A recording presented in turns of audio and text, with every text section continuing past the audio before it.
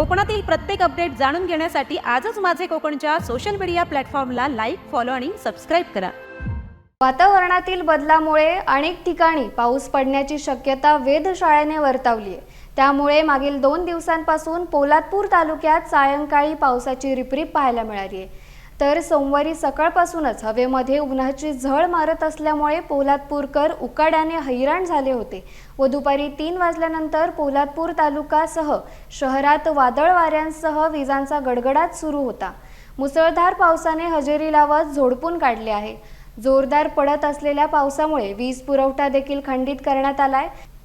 तसेच भात पिकं चांगल्या प्रकारे भरले असून पाऊस पुढे देखील असाच पडत राहिला तर भात पिकाला फटका बसण्याची शक्यता शेतकरी वर्गाकडून वर्तवली जात असून पावसामुळे पोलादपूरमधील जनजीवन विस्कळीत झाल्याचे चित्र पाहायला मिळाले.